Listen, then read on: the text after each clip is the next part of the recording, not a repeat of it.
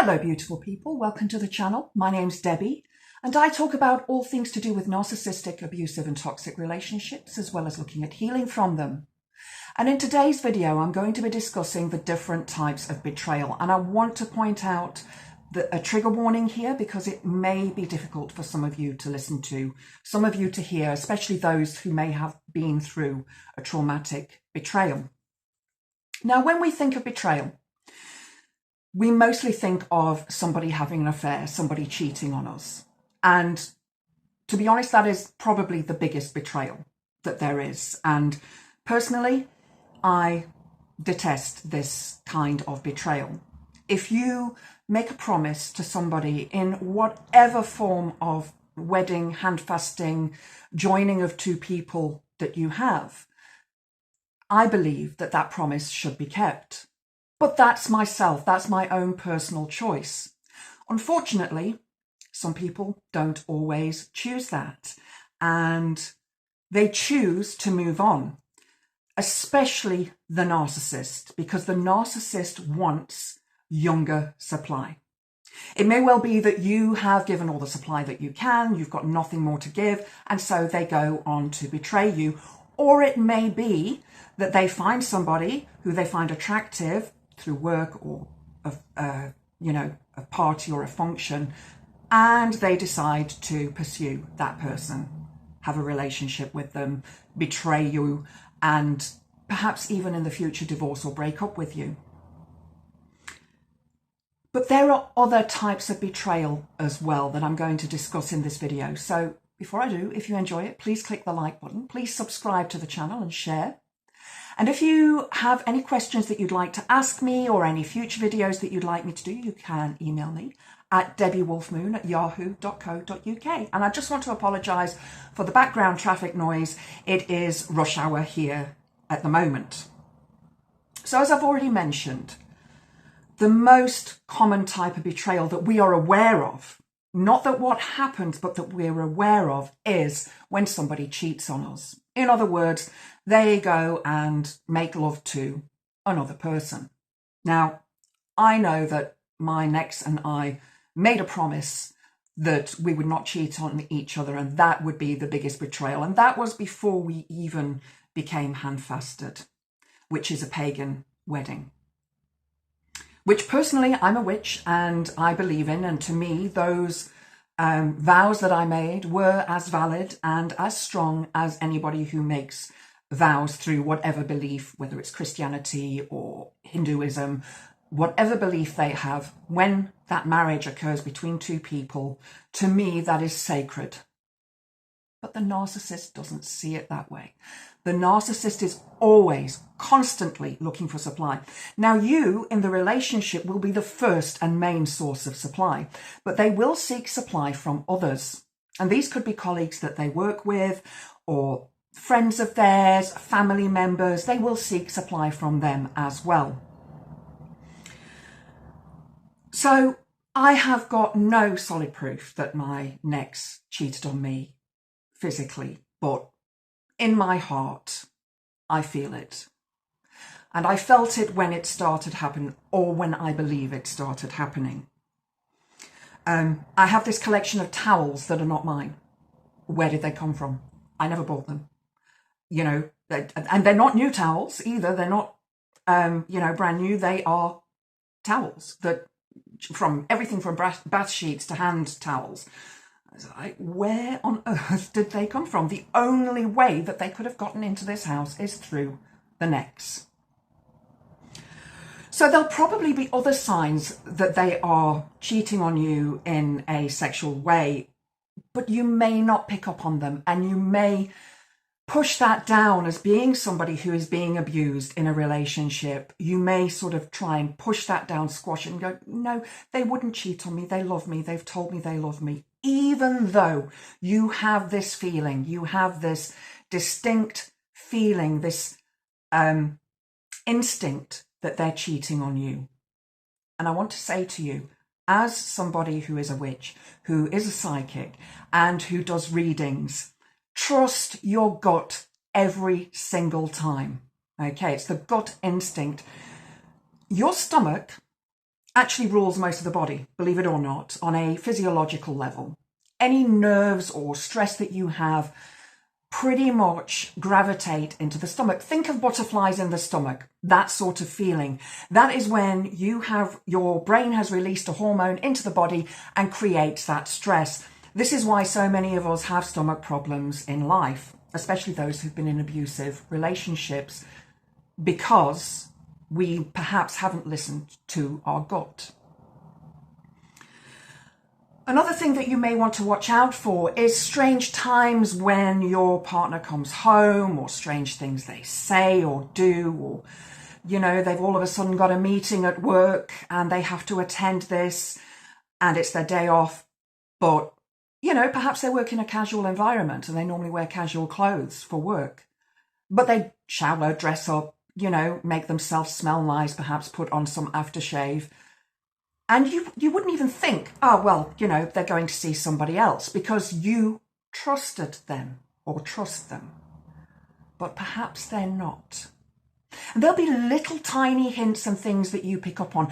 And I would love to hear your thoughts and comments on this down below, and what things you picked up on if your partner was cheating on you by having an affair or sexual relations with another person. And the narcissist perhaps takes a couple of hours or 3 hours or 4 hours or maybe even a whole day for this event that they weren't supposed to be at in the first place, and you perhaps had plans with them. My next decided to fling his laptop across the room one day and it smashed. And he had to have some form of access to the internet for the studying that he was doing at the time. And I suggested he borrow my laptop because at that time it wasn't being used. It is now because I'm studying and, you know, I'm hitting the books pretty much every day now. So he said no, he was going to pick up a laptop from this specific place where he worked. And he came back with a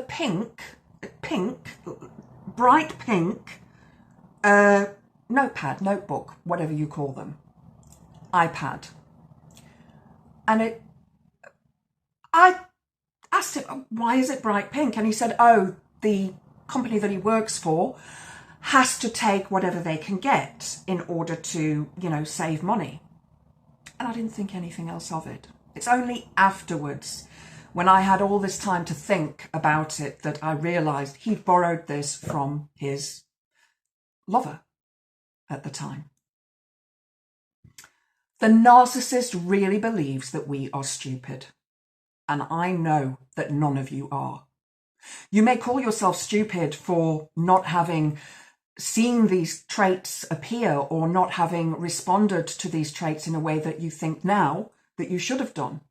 But you're not stupid. The narcissist was gaslighting you. Remember that. They were gaslighting you.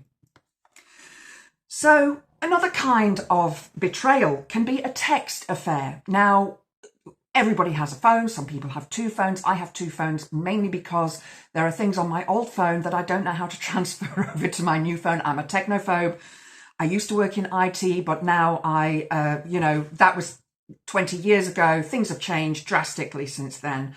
You know, I started off with the old Nokia brick phone with the pull-up aerial. But the text affair is easier these days because of things like dating apps, other programs, other social media programs that are encrypted. And they may well start to hide their phone by turning it upside down so that you can't see what's coming through.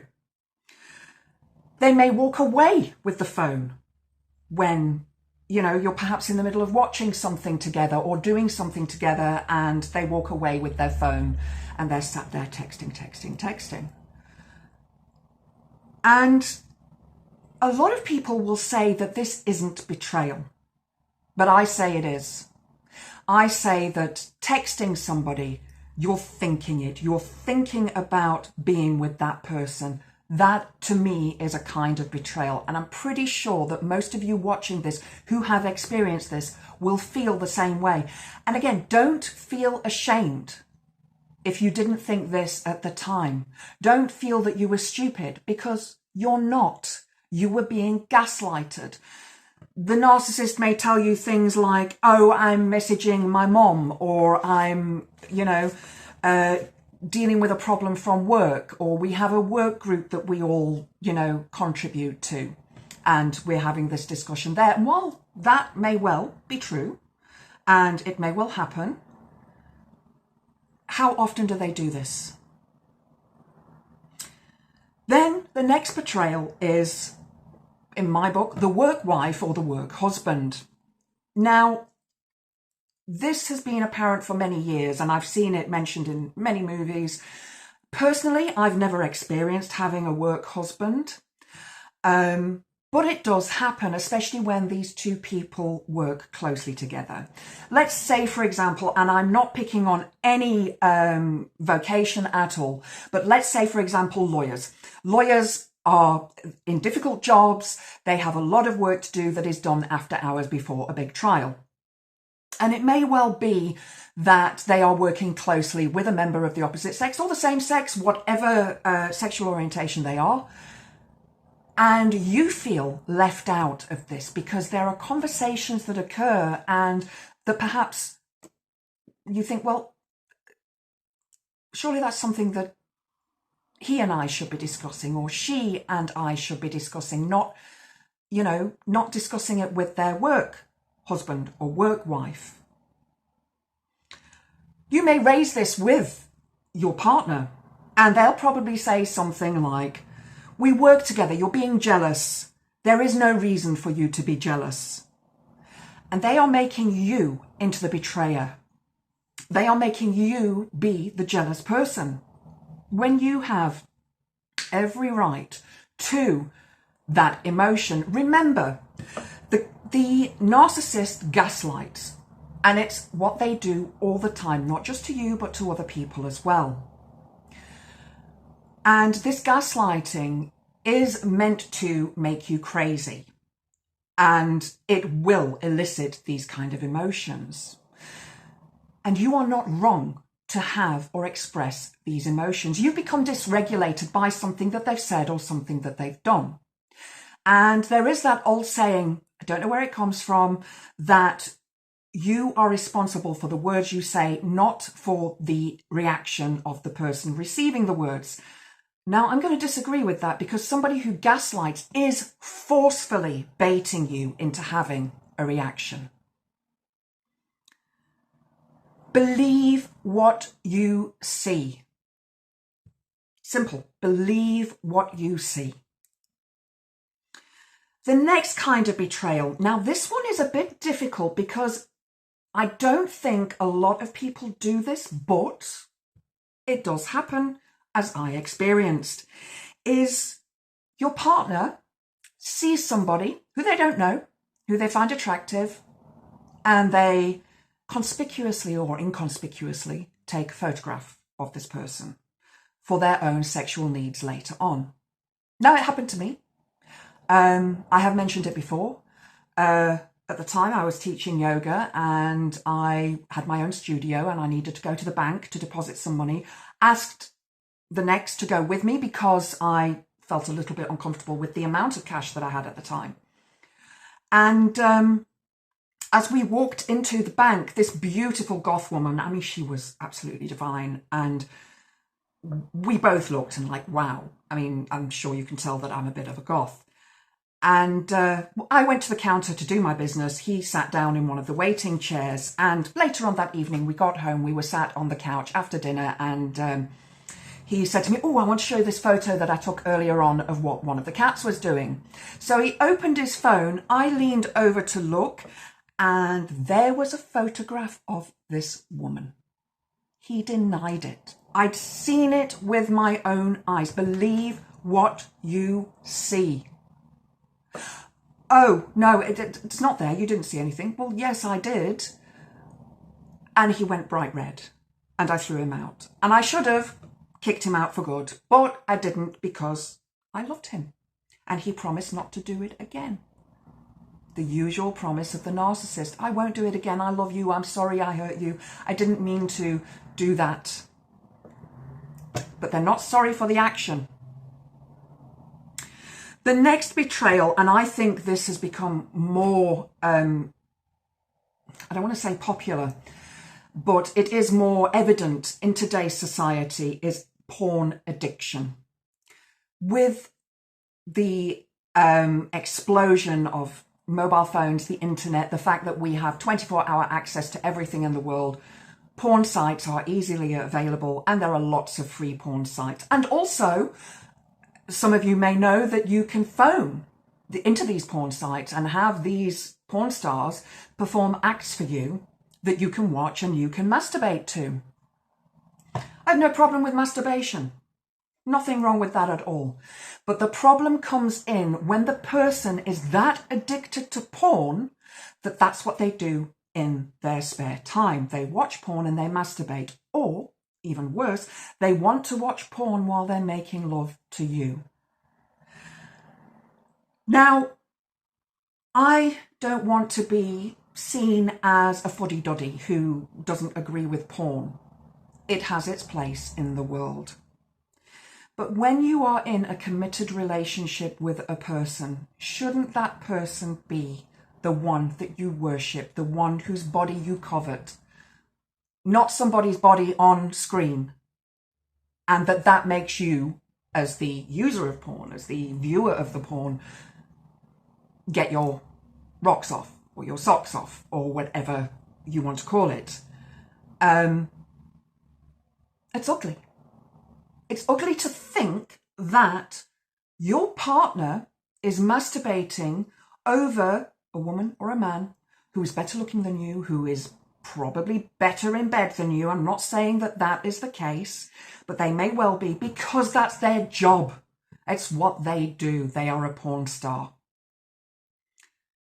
And it may well turn out that this person who is addicted to porn, and many narcissists do have addictions, whether it's porn, gambling, drugs, alcohol, any other kind of addiction that you can think of, many narcissists do have these addictions. It is part of their personality. And they will deny that they have an addiction. It's always something that they will deny.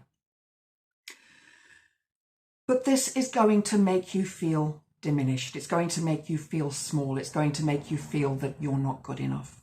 And I want to remind you guys that you are good enough. You are better than good enough.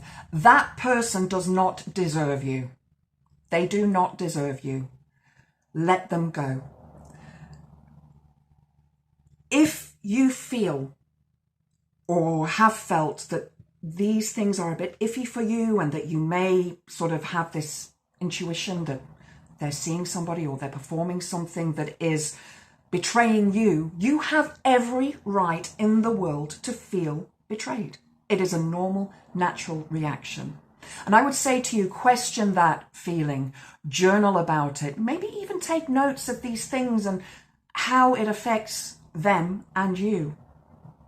But if you do find out for definite that there is some form of betrayal, it's probably not worth sticking around. It's probably worth kicking them to the curb. And the reason I say this is because many years ago, I used to work for a company online doing tarot readings, and I used to do phone calls. So people would phone in, they would be able to view the readers that were online, they would see my picture and decide, right, they want to speak to me. And I remember one specific caller who phoned, and this person wanted to know if this man that she was seeing, who was married, was going to leave his wife. The cards told me no. My instinct told me no. Narcissists want the best of both worlds. And while they're getting supply from the wife and getting supply from the affair, they probably won't change.